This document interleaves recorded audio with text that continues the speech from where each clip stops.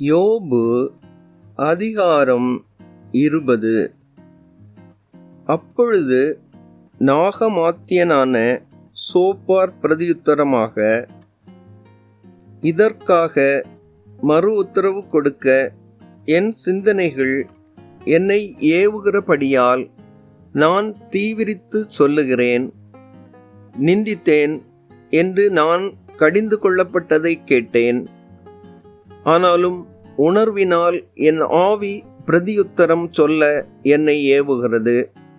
துன்மார்க்கனின் கம்பீரம் குறுகினது என்பதையும், மாயக்காரனின் சந்தோஷம் ஒரு நிமிஷம் மாத்திரம் நிற்கும் என்பதையும், அவர் மனுஷனை பூமியில் வைத்த ஆதி காலம் முதல் இப்படி இருக்கிறது என்பதையும் நீர் அறியீரோ? அவனுடைய மேன்மை வானபரியந்தம் உயர்ந்தாலும், அவனுடைய தலை மேகங்கள் மட்டும் எட்டினாலும், அவன் தன் மலத்தைப் போல என்றைக்கும் அழிந்து போவான்.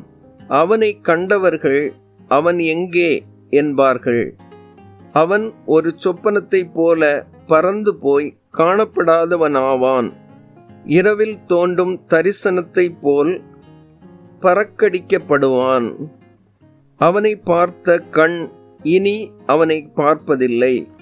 அவன் இருந்த ஸ்தலம் இனி அவனை காண்பதில்லை. அவன் பிள்ளைகள் எளிமையானவர்களின் சகாயத்தை தேடுவார்கள்.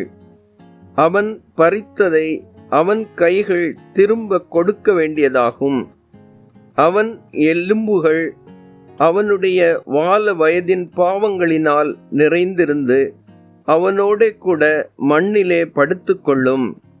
பொல்லாப்பு அவன் வாயிலே இனிமையாயிருப்பதால் அவன் அதை தன் நாவின் கீழ் அடக்கி, அதை விடாமல் பதனம் பண்ணி தன் வாய்க்குள்ளே வைத்து கொண்டிருந்தாலும், அவன் போஜனம் அவன் குடல்களில் மாறி அவனுக்குள் விரியன் பாம்புகளின் பிச்சாய் போகும்.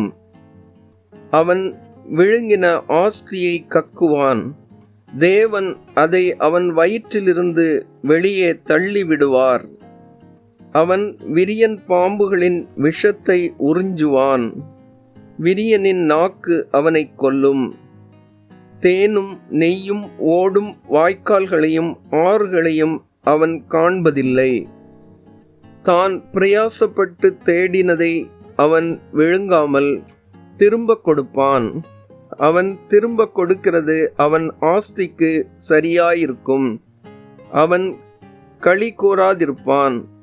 அவன் ஒடுக்கி ஏழைகளை கைவிட்டு தான் கட்டாத வீட்டை பறித்தபடியினாலும், தன் வயிறு திருப்தியற்றிருந்தபடியினாலும், அவன் இச்சித்த காரியங்களில் அவனுக்கு ஒன்றும் இருப்பதில்லை. அவன் போஜனத்தில் ஒன்றும் மீதியாவதில்லை. ஆகையால் அவன் ஆஸ்தி நிலை நிற்பதில்லை.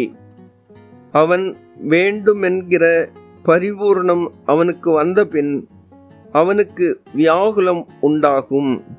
சிறுமைப்படுகிற ஒவ்வொருவருடைய கையும் அவன் மேல் வரும். தன் வயிற்றை நிரப்பத்தக்கது இன்னும் அவனுக்கு இருந்தாலும், அவர் அவன் மேல் தமது கோபத்தின் உக்கிரத்தை வரவிட்டு அவன் போஜனம் பண்ணுகையில் அதை அவன் மேல் சொரிய பண்ணுவார். இருப்பு ஆயுதத்துக்கு அவன் தப்பியோடினாலும் உருக்குவில் அவனை உருவ எய்யும். உருவின பட்டயம் அவன் சரீரத்தையும், மின்னுகிற அம்பு அவன் பிச்சையும் உருவி போகும். பயங்கரங்கள் அவன் மேல் வரும். அவன் ஒளிக்கும் இடங்களில் காரிருள் அடங்கியிருக்கும். அவியாத அக்கினி அவனை பட்சிக்கும்.